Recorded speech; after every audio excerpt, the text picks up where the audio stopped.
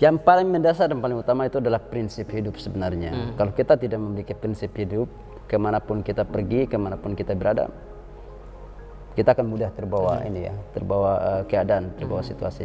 Nah ini yang saya terapkan, mungkin tadi yang saya bilang bahasa dari ibu saya juga, sehingga saya bisa hijrah dari Makassar ke Jakarta ini juga berkah doa dari orang tua, dari sahabat-sahabat, dari keluarga, para guru-guru juga, dan yang paling buat berkah itu ya itu Al-Quran yang tadi disampaikan di awal itu tadi ya.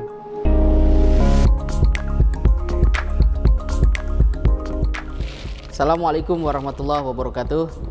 Pemirsa BMH TV dimanapun berada, alhamdulillah kita dapat kembali bersilaturahim di channel yang cerdas menggerakkan ini. Terus dukung konten BMH TV dengan cara like, komen, share, dan subscribe. Pada kesempatan ini kita akan belajar dari sosok milenial yang tidak biasa dan termasuk jenis manusia yang betul-betul memberikan inspirasi. Karena kalau kita sebut langka nanti seperti yang dilindungi.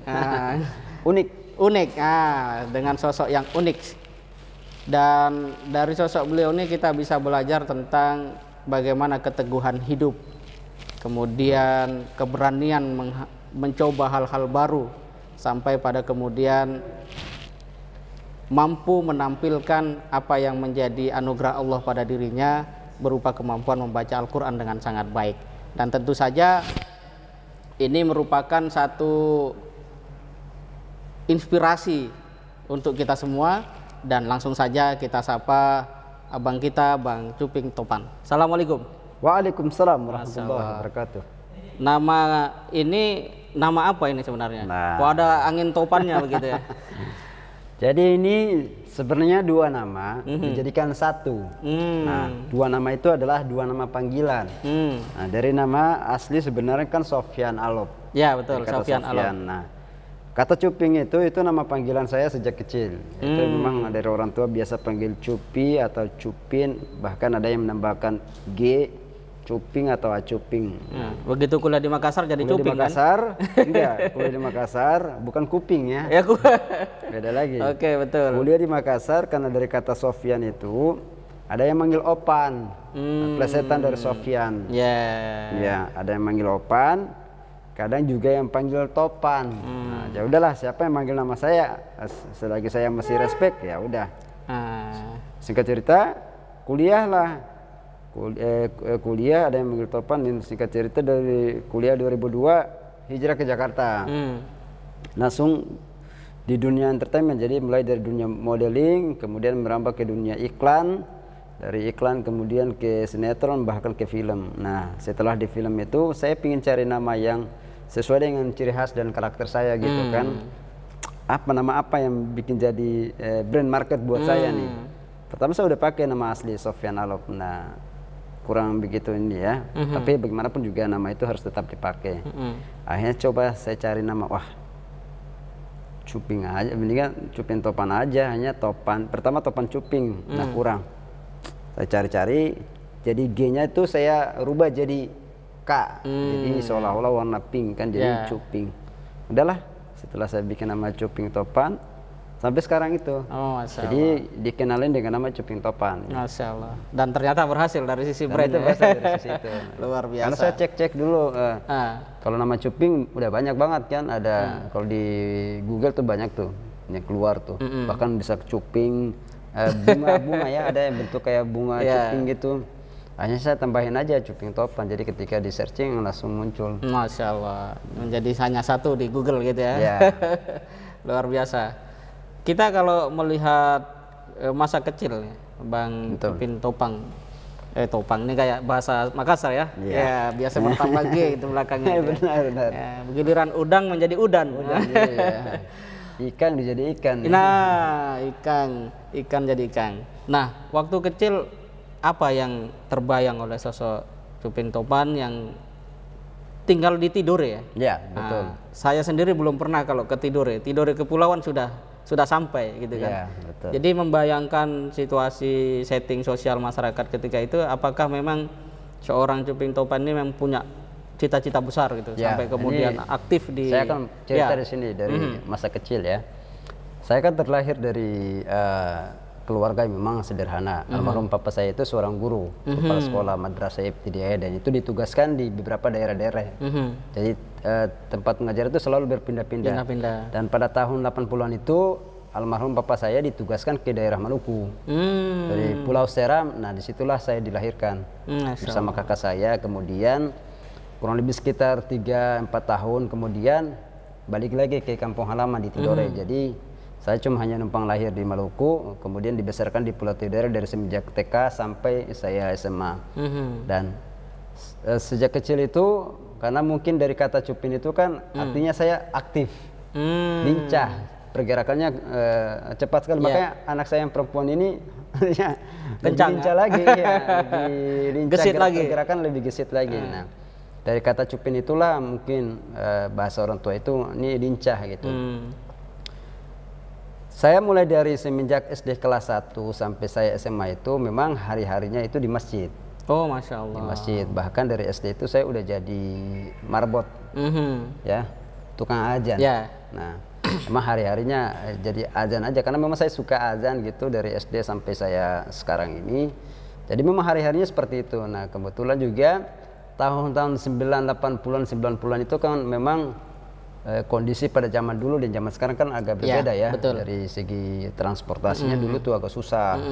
Kemudian penerangan lampu juga memang agak susah pada saat itu. Jadi kebanyakan itu kalau misalkan lampu mati kita lebih menggunakan penerangan. Jadi bahasa di sana itu kayak pelita. Lampu botolnya kita kasih minyak, terus ada sumbunya tuh biar tahan lama. Dibandingkan kita menggunakan lilin, jadi kalau kita bakar meleleh habis. Dan saya kita belajar ngaji, saya belajar ngaji itu memang dari keluarga almarhum papa saya. Jadi masih ada hubungan keluarga, kebetulan yang ngajarkan nenek.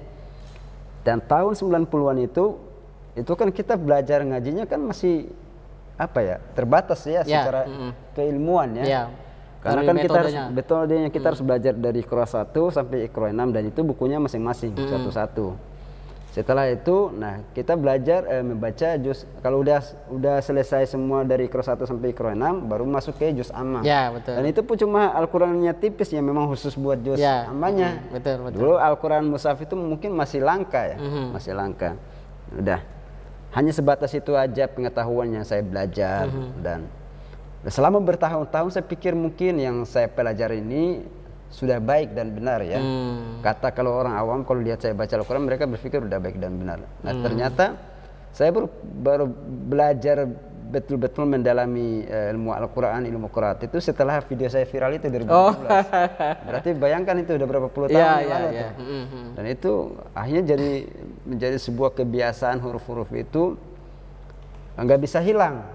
Jadi kita harus perbaiki lagi yang kebiasaan sebelumnya gitu. Jadi pada prinsipnya bahwa saya dari kecil itu bukan terlahir dari kalangan penghafal Al-Quran ya, karena memang saya tidak dibesarkan di sekolah pesantren dimanapun juga.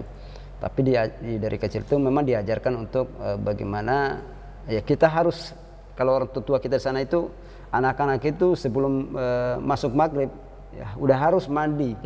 Kalau enggak udah disiapin ini penjalin ya? Iya, rotan atau ya. besi. Jadi pokoknya kalau habis sholat maghrib harus kudu ngaji. Dan kalau enggak kita dihukum. Betul. Gitu. Dan ternyata rotan itu membuat jadi seorang cuping toban. Betul. Masya Allah. Dan di sana juga kita harus disiplin waktu. Jadi sebelum kita mau ngaji nih kita masuk kita harus wudu. Kemudian apa yang poin yang paling berkesan sampai sekarang. Jadi kita diperiksa kuku-kuku dulu nih. Kalau kuku panjang dipotong, kalau misalkan telat sedikit panjang langsung dipukul lagi, dihukum lagi. Pasang begini ya? Iya, betul. Di atas meja terus dipukulin. Jadi udah kita ngaji satu meja besar. Nah, karena lampunya pun dia nggak banyak, cuma 2. Jadi habis ngaji kita over ke temannya lain habis ngaji. Jadi seru keseruannya di situ. Jadi ketika ada film-film tentang seperti itu langsung flashback. Iya ya. Kita dulu belajar ngajinya seperti ini gitu. Iya betul. Dan Dai BMH juga masih ada yang kemudian hari ini mengajari suku terdalam di Togutil ya. Iya betul sekali. Dan itu juga masih ada, menggunakan lampu seadanya. Pelita tadi ya, pelita atau petromak kalau orang kenal dulu kalau petromak itu memang cahayanya bisa sampai kemana-mana kan. Tapi kalau pelita memang hanya sebatas ya ruangan tertentu aja. Jadi perjalanannya lebih didukung oleh situasi masyarakat ketika itu ya, betul, yang memang betul, ya. masih sangat religius, ya. Tidak terkontaminasi oleh budaya-budaya dan konten-konten negatif dan gitu memang dari dulu Tidore itu memang mayoritas Muslim dan dulu suasananya lebih dapat ya, apalagi suasana Ramadan di tahun dulu dengan sekarang ini memang agak berbeda kalau untuk di daerah ya. Betul. Nuansa Ramadan itu sangat kuat sekali dan terasa terasa sekali. Nah, ini apa yang mendorong seorang Cuping Topan akhirnya berani untuk berangkat ke Makassar untuk kuliah ini? Ini kan di desa tadinya kan? Siapa yang mendorong itu? Dan apa yang membuat berani memilih atau memutuskan? Silahkan. Jadi semenjak SD itu sampai SMP itu emang kan ibu saya memang profesi sebagai penjualan kue. Setiap hari.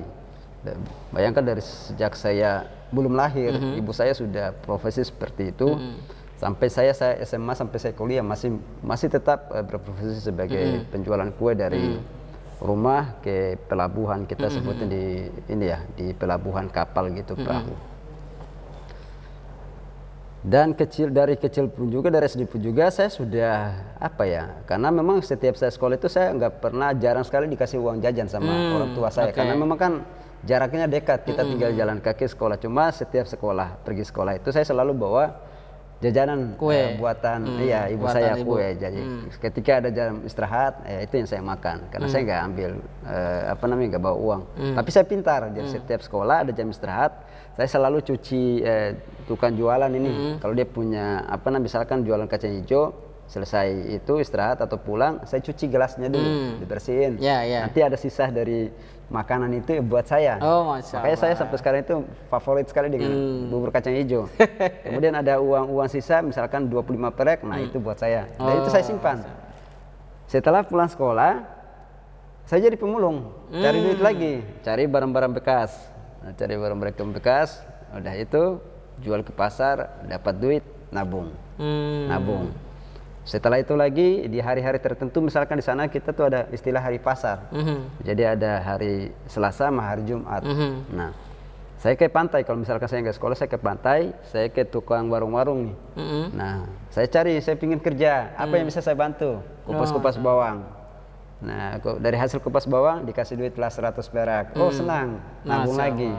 Dan yang paling sering itu saya ambil ikan. Dulu sering mancing. Jadi cari duit lewat mancing juga. Terus ada kalau kapal-kapal besar, kapal-kapal penampung ikan datang ini, nah saya bantu buat ke ibu-ibu angkat. Nah, nanti dari hasil angkat itu mereka kasih ikan buat kita.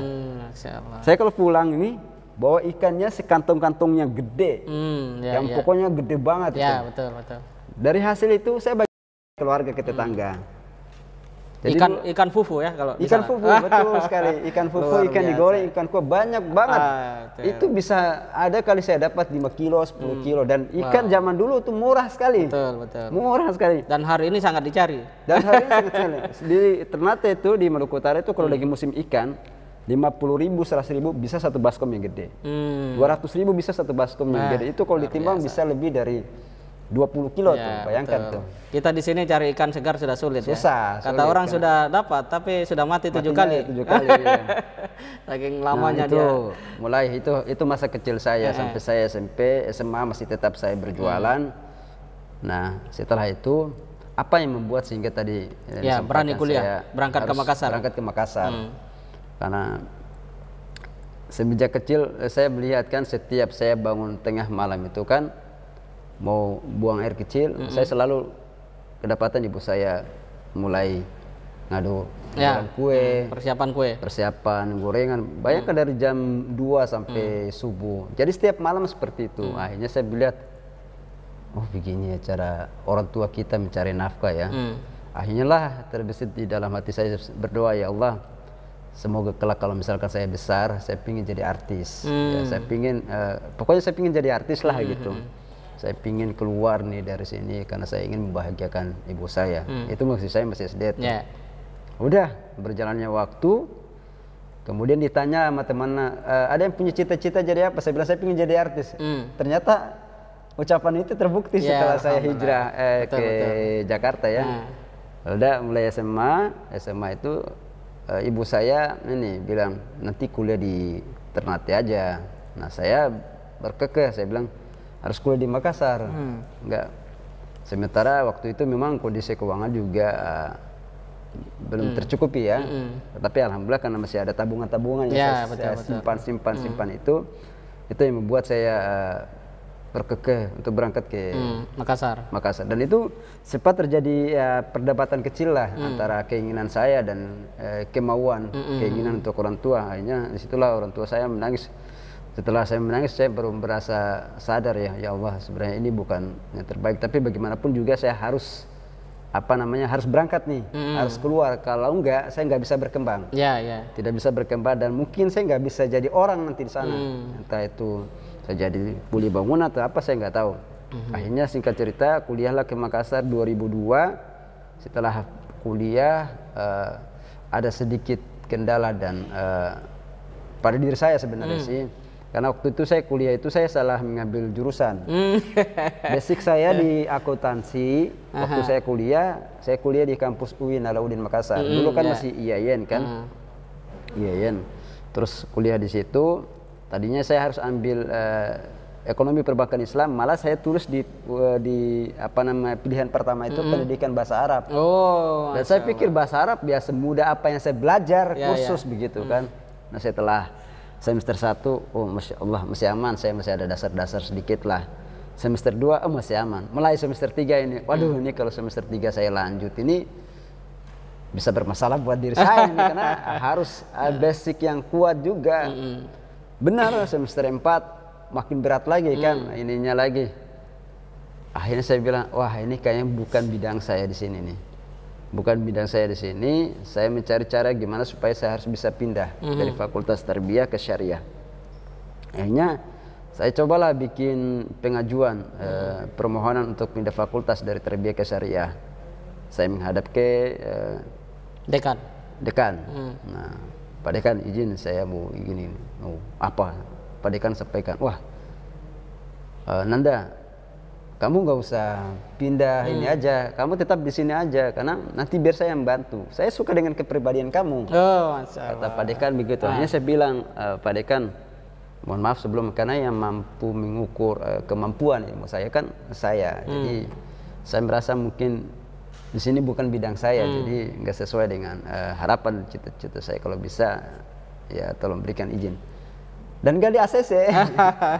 Akhirnya sudah saya minta tolong ke senior juga. Senior nggak bisa bantu, minta tolong ke sini. Sampai berjalannya waktu tuh, akhirnya ngolor terus kan. Saking ngolor-ngolornya nggak terasa udah 3 bulan, 4 bulan. Bingung saya. Ini saya mau kuliah kemana ini? Padahal setiap hari saya pergi ke kampus. Orang tua selalu kirim uang, tapi saya nggak pernah sampaikan itu ke orang tua. Saya belum menyampaikan. Rahasia lah ya. Rahasia buat saya, karena khawatir nanti ketika saya sampaikan nanti membuat mereka jadi kecewa. Nah, tapi saya punya cara nih, gimana caranya ya supaya di teman-teman di asrama ini nggak curiga gitu. Nah, saya pergi ke kampus, paling saya cuma ke kantin. Saya cari buku-buku di perpustakaan, tapi saya nggak masuk ke itu. Saya lagi menghindar ke ini teman-teman saya nih. Betul. Lalu kemana sih kok nggak kuliah? Akhirnya udah nggak lama, 6 bulan, mau setahun, saya bilang, saya harus keluar dari kampus ini. Ini bukan bidang saya. Saya memutuskan untuk keluar dari kampus, bukan saya di drop out ya, beda cerita ya. Akhirnya saya memutuskan, oh ini saya harus keluar nih. Ini bukan tempat saya untuk berkarya dan berkarir dan menuntut ilmu. Akhirnya singkat cerita, saya coba cari aktivitas yang lain, mulai kursus bahasa Inggris, kemudian dapat relasi teman-teman. Nah, kebetulan di daerah Benteng Rotterdam itu ada beberapa kursus bahasa. Nah, kenalan sama teman-teman, ayo kita belajar sini dong. Ada bahasa Jepang, bahasa Prancis, bahasa Arab juga, ada bahasa Jerman, bahasa Mandarin, bahasa Italia, bahasa Spanyol, dan beberapa bahasa-bahasa lainnya. Dan ketika itu saya lihat ini mana yang menjadi passion saya ya, untuk belajar bahasa nih. Pertama saya ikut kelas di bahasa Jepang, kurang lebih sekitar 2 minggu. Enak banget ya. Konnichiwa, anatawasi, mas desuka. Enak banget nih bahasanya nih. Setelah saya pelajarin tulisan, saya bilang ini ampun ya Allah, dengan bahasa Arab ini ribet banget ini tulisan. Kanji, hiragana, katakana, selamat pagi aja susah banget nih nulis. Enggak.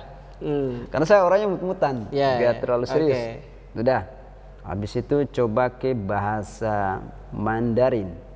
Masuk kelas, lihat ini, aduh lebih ribet lagi nih. Enggak.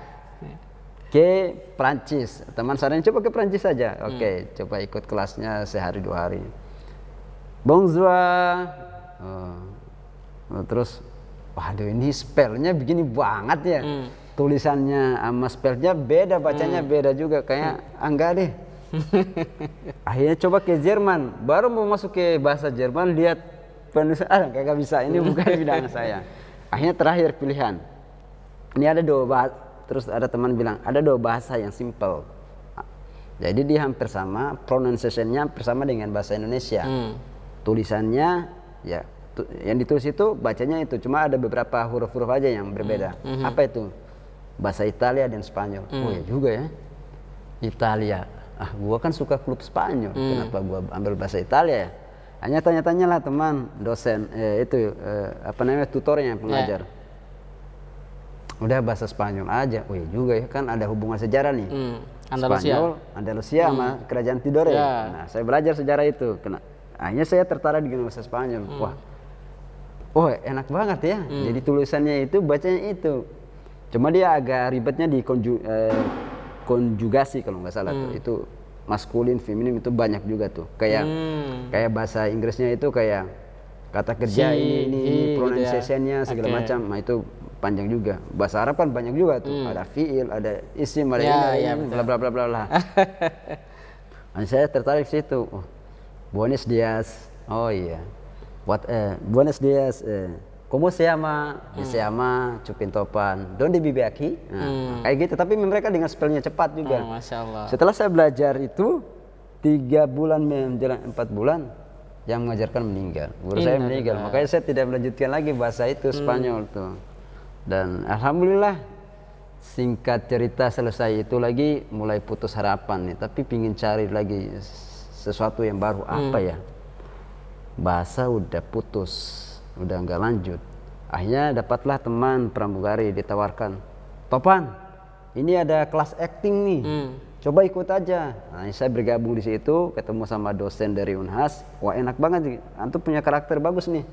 Belajar, kita belajar, langsung live. 3 bulan kemudian langsung pentas saya di TVRI. Masih di Makassar itu? Iya. Masih di Makassar. Masih di Makassar. Jadi judulnya Sandro.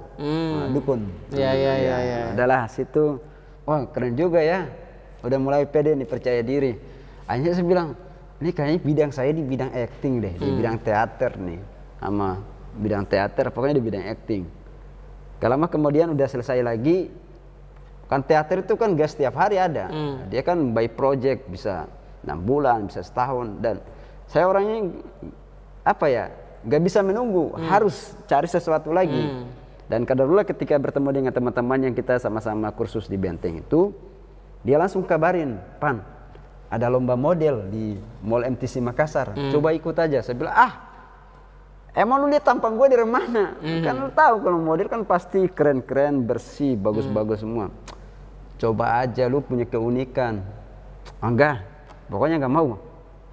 Coba aja, nggak ada yang salah dicobain. Coba aja, barangkali mungkin rezeki. Akhirnya saya mikir-mikir, iya juga ya. Akhirnya saya cobalah ikut. Benar, pas saya ikut seleksi itu, saya masuk finalis 10 besar. Dan walaupun saya nggak juara, saya jadi ikonnya di Mall MTC Makassar. Jadi di kontrak kurang lebih sekitar 2 bulan kalau nggak salah. Saya jadi ikon dan saya dijuluki sebagai Mister Jomblo waktu itu, lagi promosi handphone handphone Motorola ya. Iya. Handphone Nokia belum ada, zaman BBM dan WA belum ada. Handphone Samsung sekarang yang canggih-canggih belum ada tuh zaman itu. Promosi lah selama 3 bulan. Jadi baliho-baliho saya tuh dipajang tuh di seputaran mall itu. Setelah itu selesai 3 bulan, pusing lagi nih. Apalagi ya, biar ada pemasukan nih. Biar ada pemasukan tambahan. akhirnya mimpilah. Bukan bermimpi ya, bukan bercita-cita untuk bermimpi, tapi mimpi. Tidur ini? Tidur. Tidur. Terus? Dikasih mimpi lah. Jadi saya mimpi itu, saya ikut sebuah event model. Kemudian pada saat pengumuman, saya juara di situ. Dan pas ketika saya berjalan di atas ini panggung, di stage itu, ini kan, nah ini contoh ini panggung nih, dan di bagian sini penonton. Pas saya lihat di atas panggung banyak sekali penonton, ratusan bahkan ribuan. Akhirnya saya bilang, wah ini kayak mimpi ini pertanda nih, ada isyaratnya. Saya cari tahu mimpi ini benar apa enggak ya. Saya mimpi setelah 3 hari itu, 2 atau 3 hari mimpi, tiba-tiba dapat selebaran informasi ada ajang pemilihan model Aneka Yes dari Makassar. Kayak Aneka Yes. Aneka Yes. Akhirnya saya mau daftar. Pada saat saya mau daftar, saya nggak ada uang sama sekali. Nggak ada uang sama sekali. Kendaraan pun nggak ada. Saya coba konfirmasi, bantu dong. Saya mau daftar di Aneka Yes. Teman saya bilang nggak usah. Lu udah terkenal di Makassar. Waktu itu udah cukup lumayan karena dari model, terus foto bareng sama Niji udah cukup lumayan. Bahkan masuk di koran Tribun waktu itu. Udah cukup lumayan. Dia bilang nggak perlu. Saya bilang sama dia, enggak. Pokoknya saya serius. Saya pingin ikut di model ini. Dia bilang nggak usah. Akhirnya saya telepon teman saya satu lagi, bro, lu ada uang 50.000 nggak? Bantu pinjamin dong. Nah dikasih pinjam lah duit 50.000. Waktu itu pendaftaran 50.000 sama motornya. Pas saya baca selebaran pendaftaran itu, saya baca persyaratannya maksimal usia 21 tahun. Sementara saya saat itu udah 23 tahun. Gimana caranya ya? Akhirnya dapat ide lah, wah ini bisa nih diakalin nih. Saya telepon teman, lu kan bulannya sama Desember kan, cuma tahunnya beda. Udah, gue pinjam KTP lo dong. Akhirnya saya fotokopi KTP-nya dia mah itu, saya siasatin, saya tempel. Jadi tahun dia. Saya pakai tahunnya dia. Udahlah. Akhirnya kan yang diterima fotokopinya aja, nggak minta yang asli kan. Nah, udah saya kasih yang fotokopi, alhamdulillah.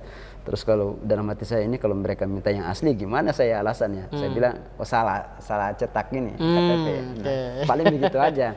Nah, dulu kan persyaratan nggak terlalu ketat sekali. Setelah daftar jam 21 di Radio Prambors Makassar, jam 3 itu udah harus gladi resik di Mall Panakukang. Nah, pas datang di situ, masya Allah. Kalau di MTC kan masih mall-mall, masih model-model inilah lokal ya. Setelah saya ikut yang Aneka Yes kan nasional. Ya, betul. Itu seluruh model dari Sulawesi Selatan pada hadir. Termasuk jagoan-jagoannya si Muhammad Andi Arsil itu. Nah, Andi Arsil sekarang yang main di film Ketika Cinta Bertasbih itu, di sinetron sekarang ya. Nah, termasuk sama dia nih. Nah, kita tuh seangkatan di dunia model. Setelah seleksi, waktu itu bintang tamu dari pusat semua, ada si Indra Bekti, ada Giring Niji, sama Nadia Vega. Saya ini kan alhamdulillah karena model temannya aja hanya disupport, dibantu sama teman-teman. Ada teman saya yang bagian desain baju, ada teman saya yang bagian desain rambut saya yang kribo, ada macam-macam lah. Udah. Nah, setelah ikut seleksi, kita udah masuk seleksi, udah lolos, masuk ke penentuan juara. Masuk dari 360 disering lagi 10 besar. Saya bilang kalau masuk 10 besar, wah ini udah alhamdulillah sekali. Gak nyangka saya masuk di 10 besar. Nah, setelah 10 besar itu udah kita masuk ke ruang VIP. Disitulah ada Indra Bekti, ada si Nadia Vega sama Giring Niji. Nah, langsung saya dipuji sama si Indra Bekti. Makeup kamu natural sekali. Makeup saya itu dibantu juga sama teman yang makeup ala adanya, tapi natural. Terus dipuji sama si Indra Bekti, kamu bagus. Kamu di kamera itu kamera face. Oh ya, makasih Mas Indra. Udah. Terus disaring lagi dari 10 finalis ke juara. Nah, langsung diumumin. Oke, sekarang 10 besar sudah ini, sekarang kita panggil juara favorit. Dengan nomor 3, waktu itu saya pakai nomor keberuntungan 13. Kata orang kan nomor ini keramat ya. Kita panggil dengan nomor, dibikin drama 3. Saya pikir ya paling 31, 32, 3 bla bla bla. Dengan nomor 13.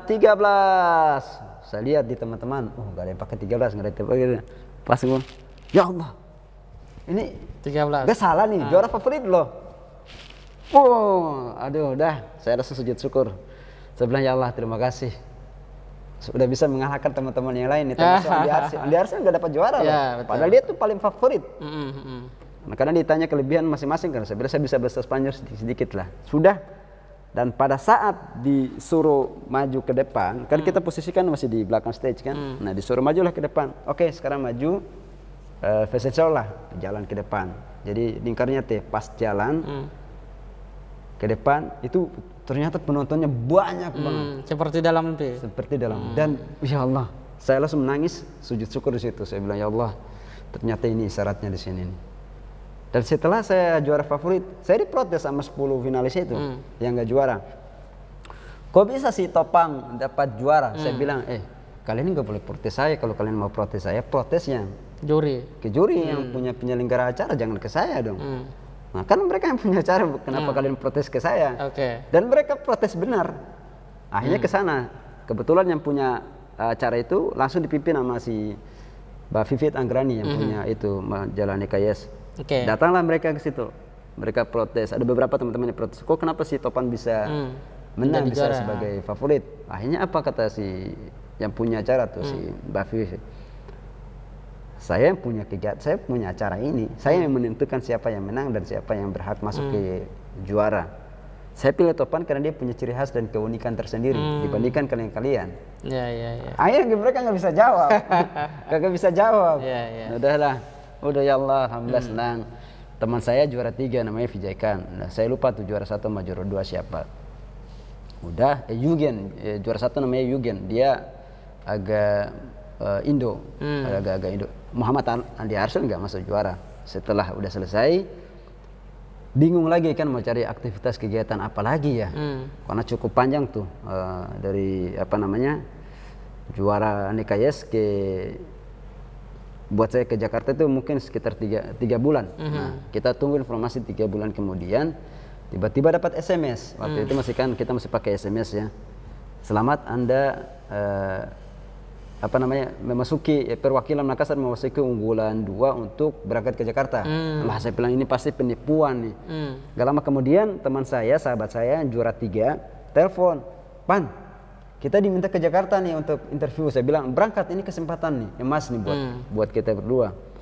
Setelah besok mau berangkat saya pikir lagi, ya Allah gimana caranya saya kasih tahu orang tua, ya Allah. Sementara saya nggak ada uang.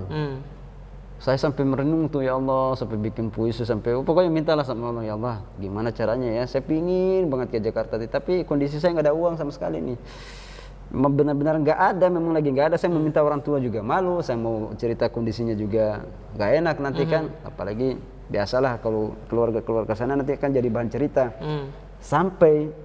Sampai kejadian di Tidore itu pun juga terbawa dalam mimpi, dan itu betul. Saya ingin buktikan mimpi itu benar, ternyata benar tuh. Keluarga saya omongin tentang saya, saudara saya omongin tentang saya. Itu si Topan Cuping ngapain sih? Orang dikirim kuliah ke Makassar, kok malah dia pergi ke Jakarta, buang-buang uang, buang-buang waktu, macam-macam lah. Saya bilang saya punya misi, saya punya cita-cita, saya punya keinginan. Saya yang jalani hidup saya. Sampai itu terbawa dalam mimpi, saya berantem sama abang saya. Jadi bahasa dalam mimpi saya itu kan waktu itu saya diduduk di antara keluarga semua. Kemudian abang saya yang tertua, sepupu, dia bilang begini, lo itu dikirim kuliah sama orang tua itu ya harus menyelesaikan kuliah, habis itu selesai kuliah pulang kerja. Terus apa jawaban saya? Saya bilang, abang, apakah abang bisa menjamin setiap manusia, setiap rezeki manusia bisa menjamin? Apakah setelah saya selesai kerja ini, saya pulang saya bisa dapat kerjaan? Abang bisa jamin? Akhirnya dia nggak bisa menjawab pertanyaan itu. Apakah bisa jamin? Gak bisa. Kehidupan yang abang jalani dengan kehidupan yang saya jalani itu udah berbeda. Kehidupan yang saya jalani dengan anak-anaknya abang, dengan ponakan saya itu udah berbeda lagi. Pasti udah berbeda. Mindset manusia udah berbeda semua. Nah, dia nggak bisa menjawab pertanyaan itu. Itu padahal dalam mimpi. Setelah saya pulang benar. Terjadi itu ya? Itu terjadi. Dan terjadi. Akhirnya saya kasih pemahaman ke mereka, dan berjalannya waktu mereka dengan sendirinya memahami itu, sadar dengan hal itu. Nah, jadi luar biasa ya. Ada sebuah upaya, kemudian optimisme, walaupun ya tadi ada badai untuk menghentikan sementara dengan adanya kebingungan, bahkan tadi ada sempat putus harapan gitu ya. Tapi apa nasihat dari orang tua sehingga Bang Cuping Topan punya tekad yang seperti itu? Ya, Jadi kata ibu saya begini, ibu saya memang orang yang memang apa ya, kalau dari keluarga itu hanya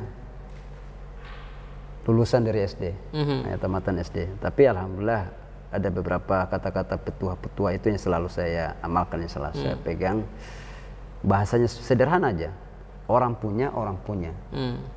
Artinya kalau milik barang ini milik orang lain, kamu jangan ambil.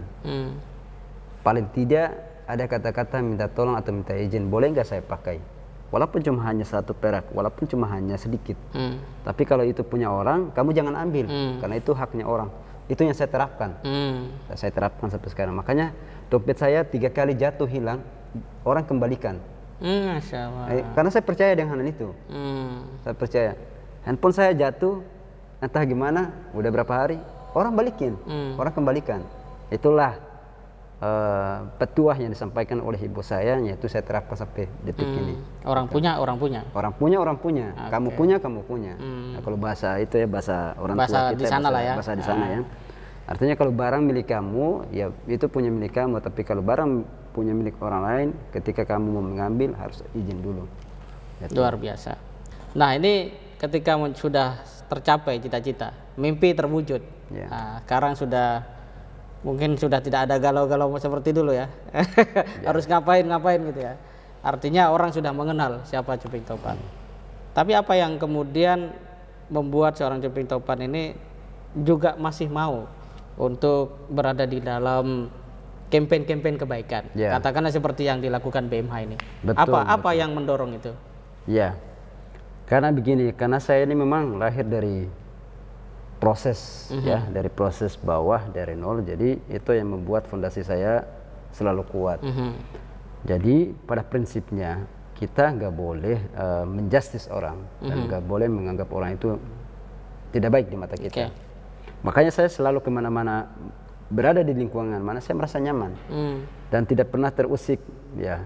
Padahal saya berada di lingkungan mafia, berada di lingkungan orang-orang yang pembuat maksiat, berada di lingkungan yang orang-orang yang melakukan kejahatan dan sebagainya. Tapi saya tidak pernah terusik. Dan justru malah mereka segan dengan saya gitu. Padahal saya pikir wah ini bahaya juga nih sebenarnya, buat saya terancam juga nih kehidupan saya. Tapi karena pendekatan saya ke mereka, ketika saya ada rezeki, saya datangin mereka, saya bawa makanan. Nah itu yang membuat mereka jadi sungkan. Nah kebaikan itulah yang saya terapkan. Jadi setiap ada lembaga, salah satunya lembaga ini yang untuk berkolaborasi untuk mengajak kebaikan, kenapa tidak gitu? Karena kita nggak bisa tahu kapan lagi kita bisa berbuat baik ya. Bisa diberikan kesempatan untuk berbuat baik. Selagi Allah mesti berikan kita kesempatan hidup, maka kita terus berbuat kebaikan. Masya Allah, luar biasa. Sebagaimana hadis yang mengatakan bahwa khairun nas anfa'uhum linnas, kan? Sebaik-baik manusia di antara kalian adalah orang yang berbuat kebaikan, orang yang berbuat baik. Dan kebaikan itu, ya itu pasti akan feedbacknya ke kita juga. Betul. Feedbacknya ke kita, ke tetangga, ke saudara-saudara, ke keluarga dan lain sebagainya. Nah itulah menjadi prinsip utama dasar buat saya. Makanya ketika saya kemana-mana, saya selalu menerapkan, yuk, ini ada satu kegiatan yang baik, ayo kita bantu, kita support. Berarti bisa dipraktekin nih kalau misalnya ngajak orang kayak bayar zakat ya, gimana itu? Iya harus. Bisa dicoba. Harus itu. Karena bayar zakat ini adalah merupakan sebuah anjuran yang dari Rasulullah kepada kita, bahwa setiap umat muslim itu harus mengeluarkan zakat. Nah nanti salah satunya, kan biasanya sekarang kan kita agak bingung kita mau bayar kemana kan. Dulu 2 tahun yang lalu dalam kondisi pandemi orang nggak bisa ke masjid dan sebagainya. Jadi Allah memberikan kemudahan bisa lewat online ya. Salah satunya di BMH yaitu Baitul Mal. Hidayatullah. Masya Allah. Berbagi kebaikan dengan berbagi zakat. Kebaikan. Oke, ini pamungkas Bang Cuping. Apa yang harus dimiliki oleh anak muda saat ini untuk dia betul-betul sampai pada cita-citanya? Ya, yang paling mendasar dan paling utama itu adalah prinsip hidup sebenarnya. Kalau kita tidak memiliki prinsip hidup, kemanapun kita pergi, kemanapun kita berada, kita akan mudah terbawa terbawa keadaan, terbawa situasi. Nah ini yang saya terapkan, mungkin tadi yang saya bilang bahasa dari ibu saya juga, sehingga saya bisa hijrah dari Makassar ke Jakarta ini juga berkah doa dari orang tua, dari sahabat-sahabat, dari keluarga, para guru-guru juga. Dan yang paling membuat berkah itu ya itu Al-Quran yang tadi disampaikan di awal itu tadi ya, dari Al-Quran inilah yang kemudian membuat saya bisa berjumpa dengan para hafizullah, berjumpa dengan para ulama, berjumpa dengan para satis, berjumpa dengan BMH itu sendiri, dan inilah kebaikan inilah yang saya terapkan. Dan sekarang ini apalagi kita hidup dari tidak terlepas dengan gadget. Nah, atau bahasa istilahnya kita itu para milenials, anak muda yang memang hobi dengan gadget. Jadi selagi kita masih diberikan kesempatan, maka manfaatkan gadget itu dengan hal-hal yang baik, hal-hal yang positif. Jangan sampai gadget ini yang membuat kita jadi apa ya, bisa membuat kita nanti penyesalan di kemudian akhir, di kemudian hari. Bahkan ada orang juga yang frustasi, bahkan orang bisa apa ya, sistem sarafnya bisa rusak, itu pengaruh juga dari gadget itu sendiri juga. Jadi saya ingin menghimbau kepada teman-teman para milenials, yuk, apalagi sekarang ini kita sudah berada di akhir bulan Ramadan ya. Selagi Allah masih memberikan kita kesempatan untuk bisa bernafas, untuk bisa menghirup udara segar, untuk bisa menikmati makanan yang sudah dihidangkan, maka pergunakanlah waktu sebaik mungkin untuk terus men-share kebaikan-kebaikan yang telah Allah berikan kepada kita. Masya Allah, luar biasa. Terima kasih banyak Bang Cuping Topan. Sahabat sekalian, pemirsa BMH TV dimanapun berada, kita menemukan bahwa seseorang akan betul-betul menjadi apa yang pernah menjadi impiannya. Dan seorang Cuping Topan ternyata adalah pemerhati yang sangat baik. Ketika terbiasa bangun malam, walaupun mau sih sebatas untuk kemudian buang air kecil, tapi sudah melihat orang tua bersusah payah menyiapkan untuk mencari nafkah, ada sebuah kesadaran dan terlontar sebuah doa, dan itulah sesuatu ketulusan namanya. Dan ini berarti bahwa salah satu cara untuk siapapun meraih sukses atau setidaknya memiliki impian dan bisa mewujudkan impiannya, itu dia harus melakukan pengamatan yang menyadarkan dirinya untuk kemudian memohon kepada Tuhan hendak jadi apa. Pakai tadi ketika minta jadi artis, dikasih kuliah di pendidikan bahasa Arab, Masya Allah, dibuat terputar-putar itu, dan akhirnya ketemu jalur yang sesuai dengan apa yang pernah diimpikan, dan akhirnya Allah menjawab. Subhanallah, satu inspirasi nyata, inspirasi kehidupan yang insya Allah bisa menjadi bekal buat kita semua anak-anak muda di Indonesia. Masya Allah, luar biasa. Jadi teruslah bermimpi, teruslah memohon kepada Allah Subhanahu Wa Taala, dan mimpi itu pasti saja mimpi yang membuat Allah senang, membuat Allah ridho, dan itu kebaikan-kebaikan. Dan sangat bagus mungkin kalau kita semua juga bermimpi bagaimana di hari Lebaran nanti membahagiakan adik-adik kita yang yatim piatu, anak-anak yang kemudian penyintas ya bencana alam dan sebagainya, dan itu juga merupakan satu kebaikan-kebaikan.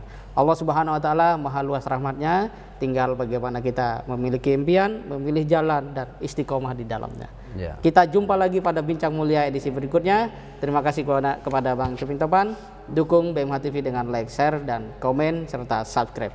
Terima kasih. Assalamualaikum warahmatullahi wabarakatuh. Waalaikumsalam warahmatullahi wabarakatuh. Masya Allah. Masya Allah, luar biasa.